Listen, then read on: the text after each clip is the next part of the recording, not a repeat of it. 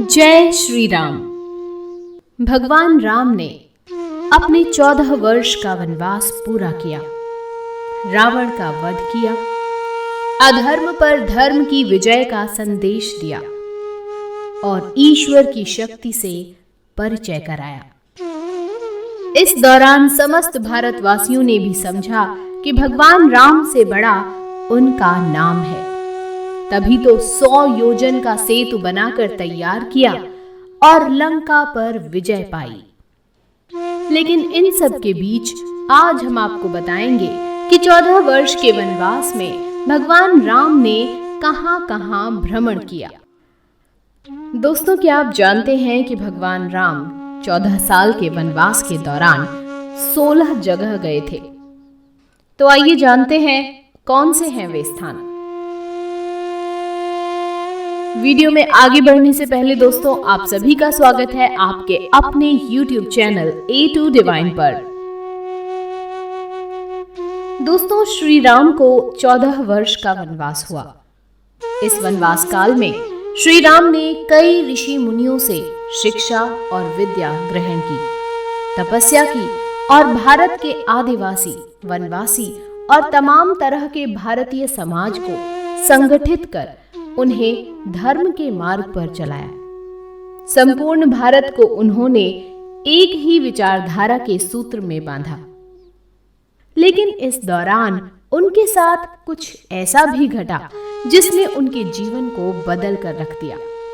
रामायण में उल्लेखित और अनेक अनुसंधानकर्ताओं के अनुसार जब भगवान राम को वनवास हुआ, तब उन्होंने अपनी यात्रा अयोध्या से प्रारंभ करते हुए रामेश्वरम और उसके बाद श्रीलंका में समाप्त की। इस दौरान उनके साथ जहां भी जो घटा, उनमें से 200 से अधिक घटना स्थलों की पहचान की गई है। इतिहासकार और पुरातत्व शास्त्रियों के अनुसार श्री राम और सीता के जीवन की घटनाओं से जुड़े ऐसे 200 से भी अधिक स्थानों का पता लगाया गया है जहां आज भी तत्संबंधी स्मारक स्थल विद्यमान है, जहां श्री राम और सीता रुके या रहे थे। वहां के स्मारकों, भित्ति चित्रों, गुफाओं आदि स्थानों के समय काल की जांच पड़ताल वैज्ञानिक तरीकों से की। आइए जानते हैं कुछ प्रमुख स्थानों के बारे में। पहला पड़ाव, केवट प्रसंग। श्री राम को जब वनवास हुआ तो वाल्मीकि रामायण और शोधकर्ताओं के अनुसार वे सबसे पहले तमसा नदी पहुंचे, जो अयोध्या से 20 किलोमीटर दूर है। इसके बाद उन्होंने गोमती नदी पार की और प्रयागराज से 20 से 22 किलोमीटर दूर वे श्रृंगवेरपुर पहुंचे, जो निषाद राज गुह का राज्य था। यहीं पर गंगा के तट पर उन्होंने केवट से गंगा पार करने को कहा था। सिंगरौर इलाहाबाद से 22 मील उत्तर पश्चिम की ओर स्थित सिंगरौर नामक स्थान ही प्राचीन समय में श्रृंगवेरपुर नाम से परिज्ञात था। रामायण में इस नगर का उल्लेख आता है। यह नगर गंगा घाटी के तट पर स्थित था। महाभारत में इसे तीर्थ स्थल कहा गया है। कुरई इलाहाबाद जिले में ही कुरई नामक एक स्थान है जो सिंगरौर के निकट गंगा नदी के तट पर स्थित है। गंगा के उस पार सिंगरौर तो इस पार कुरई। सिंगरौर में गंगा पार करने के पश्चात श्री राम इसी स्थान पर उतरे थे। दूसरा पड़ाव, चित्रकूट के घाट पर। कुरई से आगे चलकर श्री राम अपने भाई लक्ष्मण और पत्नी सहित प्रयाग पहुंचे थे। यहाँ गंगा जमुना का संगम स्थल है। हिंदुओं का यह सबसे बड़ा तीर्थ स्थान है। प्रभु श्री राम ने संगम के समीप यमुना नदी को पार किया और फिर पहुंच गए चित्रकूट। यहाँ स्थित स्मारकों में शामिल हैं वाल्मीकि आश्रम, मांडव्य आश्रम, भरतकूप इत्यादि। अद्वितीय सिद्धा पहाड़। सतना जिले के बिरसिंहपुर क्षेत्र स्थित सिद्धा पहाड़, यहाँ पर भगवान श्री राम ने निशाचरों का नाश करने की पहली बार प्रतिज्ञा ली थी। आज समाज इसे भले ही मानने से इनकार कर रहा है, लेकिन यह वही पहाड़ है जिसका वर्णन रामायण में किया गया है। चित्रकूट वह स्थान है जहां राम को मनाने के लिए भरत अपनी सेना के साथ पहुंचते हैं, तब जब दशरथ का देहांत हो जाता है। भरत यहां से राम की चरण पादुका ले जाकर उनकी चरण पादुका सिंहासन पर रखकर राज्य करते हैं। आगे बढ़ते हैं और जानते हैं तीसरे पड़ाव के बारे में, जो है अत्रि ऋषि का आश्रम। चित्रकूट के पास ही सतना स्थित अत्रि ऋषि का आश्रम था। महर्षि अत्रि चित्रकूट के तपोवन में रहा करते थे। वहां श्री राम ने कुछ वक्त बिताया। अत्रि ऋषि ऋग्वेद के पंचम मंडल के दृष्टा हैं। अत्रि ऋषि की पत्नी का नाम है अनुसुईया, जो दक्ष प्रजापति की 24 कन्याओं में से एक थीं। चित्रकूट की मंदाकिनी, गुप्त गोदावरी, छोटी पहाड़ियां, कंदराओं आदि से निकलकर भगवान राम पहुंच गए घने जंगलों में। चौथा पड़ाव, दंडकारण्य। अत्रि ऋषि के आश्रम में कुछ दिन रुकने के बाद श्री राम ने मध्य प्रदेश और छत्तीसगढ़ के घने जंगलों को अपना आश्रय स्थल बनाया। यह जंगल क्षेत्र था दंडकारण्य। अत्रि आश्रम से दंडकारण्य आरंभ हो जाता है। छत्तीसगढ़ के कुछ हिस्सों पर राम के नाना और कुछ पर बाणासुर का राज्य था। यहाँ के नदियों, पहाड़ों, सरोवरों एवं गुफाओं में राम के रहने के सबूतों की भरमार है। यहाँ पर राम ने अपना वनवास काटा था। दंडक राक्षस के कारण इसका नाम दंडकारण्य पड़ा। यह क्षेत्र आजकल दंतेवाड़ा के नाम से जाना जाता है। यहाँ वर्तमान में गोंड जाति निवास करती है तथा समूचा दंडकारण्य अब नक्सलवाद की चपेट में है। इसी दंडकारण्य का ही हिस्सा है आंध्र प्रदेश का एक शहर भद्राचलम। गोदावरी नदी के तट पर बसा यह शहर सीता रामचंद्र मंदिर के लिए प्रसिद्ध है।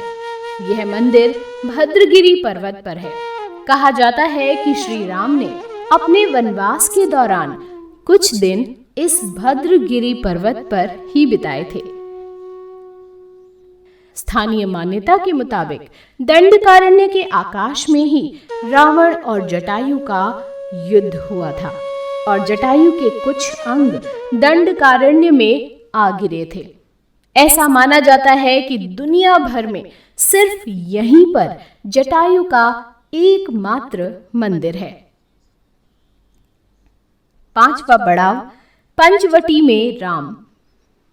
दंडकारण्य में मुनियों के आश्रमों में रहने के बाद श्री राम कई नदियों, तालाबों, पर्वतों और वनों को पार करने के पश्चात नासिक में अगस्त्य मुनि के आश्रम गए। मुनि का आश्रम नासिक के पंचवटी क्षेत्र में था। त्रेता युग में लक्ष्मण व सीता सहित श्री राम जी ने वनवास का कुछ समय यहाँ बिताया। छठा पड़ाव, सीता हरण का स्थान सर्वतीर्थ। नासिक क्षेत्र में शूर्पणखा, मारीच और खरबदूषण के वध के बाद ही रावण ने सीता का हरण किया और जटायु का भी वध किया। सातवां पड़ाव, सीता की खोज। सर्वतीर्थ, जहां जटायु का वध हुआ था, वह स्थान सीता की खोज का प्रथम स्थान था। उसके बाद श्री राम लक्ष्मण तुंगभद्रा तथा कावेरी नदियों के क्षेत्र में पहुंच गए। तुंगभद्रा एवं कावेरी नदी क्षेत्रों के अनेक स्थलों पर वे सीता की खोज में गए। आठवां पड़ाव, शबरी का आश्रम। तुंगभद्रा और कावेरी नदी को पार करते हुए राम और लक्ष्मण चले सीता की खोज में। जटायु और कबंध से मिलने के पश्चात वे ऋष्यमूक पर्वत पहुंचे। रास्ते में वे पंपा नदी के पास शबरी आश्रम भी गए, जो आजकल केरल में स्थित है। शबरी जाति से भीलनी थी और उनका नाम था श्रमणा। केरल का प्रसिद्ध सबरीमलय मंदिर तीर्थ इसी नदी के तट पर स्थित है।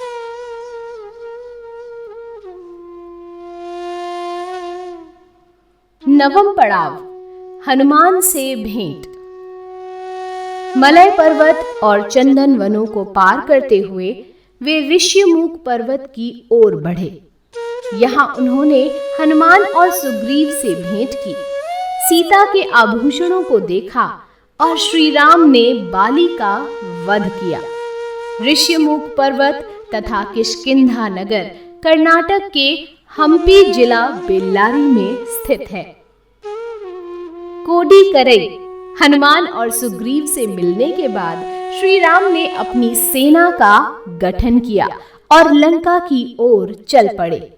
मलय पर्वत, चंदन वन, अनेक नदियों, झरनों तथा वन वाटिकाओं को पार करके राम और उनकी सेना ने समुद्र की ओर प्रस्थान किया। श्री राम ने पहले अपनी सेना को कोडीकरई में एकत्रित किया। सुग्रीव गुफा। सुग्रीव अपने भाई बाली से डरकर जिस कंदरा में रहता था उसे सुग्रीव गुफा के नाम से जाना जाता है। यह ऋष्यमूक पर्वत पर स्थित थी। 11वां पड़ाव, रामेश्वरम। रामेश्वरम समुद्र तट एक शांत समुद्र तट है और यहाँ का छिछला पानी तैरने और सनबेदिंग के लिए आदर्श है। रामेश्वरम प्रसिद्ध हिंदू तीर्थ केंद्र है। महाकाव्य रामायण के अनुसार भगवान श्री राम ने लंका पर चढ़ाई करने के पहले यहाँ भगवान शिव की पूजा की थी। रामेश्वरम का शिवलिंग श्री राम द्वारा स्थापित शिवलिंग है। राम सेतु, जिसे अंग्रेजी में एडम्स ब्रिज भी कहा जाता है, भारत के दक्षिण पूर्वी तट के किनारे रामेश्वरम द्वीप तथा श्रीलंका के उत्तर पश्चिमी तट पर मन्नार द्वीप के मध्य चूना पत्थर से बनी एक श्रृंखला है। भौगोलिक प्रमाणों से पता चलता है कि किसी समय यह सेतु भारत तथा श्रीलंका को भूमार्ग से आपस में जोड़ता था। यह पुल करीब 18 मील अर्थात 30 किलोमीटर लंबा है। 12वां पड़ाव, धनुषकोडी। वाल्मीकि के अनुसार 3 दिन की खोजबीन के बाद श्री राम ने रामेश्वरम के आगे समुद्र में वह स्थान ढूंढ लिया जहां से आसानी से श्रीलंका पहुंचा जा सकता हो। उन्होंने नल और नील की मदद से उक्त स्थान से लंका तक का पुनर्निर्माण करने का फैसला किया। धनुषकोडी भारत के तमिलनाडु राज्य के पूर्वी तट पर रामेश्वरम द्वीप के दक्षिणी किनारे पर स्थित एक गांव है। धनुषकोडी पंबन के दक्षिण पूर्व में स्थित है। धनुषकोडी श्रीलंका में तलेमन्नार से करीब 18 मील पश्चिम में है। 13वां पड़ाव, नुवारा एलिया पर्वत श्रृंखला। वाल्मीकि रामायण अनुसार श्रीलंका के मध्य में रावण का महल था। नुवारा एलिया पहाड़ियों से लगभग 90 किलोमीटर दूर बांद्रवेला की तरफ मध्य लंका की ऊंची पहाड़ियों के बीचों बीच सुरंगों तथा गुफाओं के भंवर जाल मिलते हैं। यहाँ ऐसे कई पुरातात्विक अवशेष मिलते हैं जिनकी कार्बन डेटिंग से इनका काल निकाला गया है। तो दोस्तों, आज की इस वीडियो का समापन यहीं करते हैं। आज की इस वीडियो में आपने जाना उन 16 स्थानों के बारे में जहां 14 वर्ष के वनवास के दौरान श्री राम सीता और लक्ष्मण सहित गए थे। वीडियो अगर आपको पसंद आए तो वीडियो को लाइक कीजिएगा, शेयर कीजिएगा और चैनल को सब्सक्राइब जरूर कीजिएगा। आपसे फिर मुलाकात होगी ऐसी ही एक अन्य रोचक वीडियो के साथ। तब तक के लिए धन्यवाद।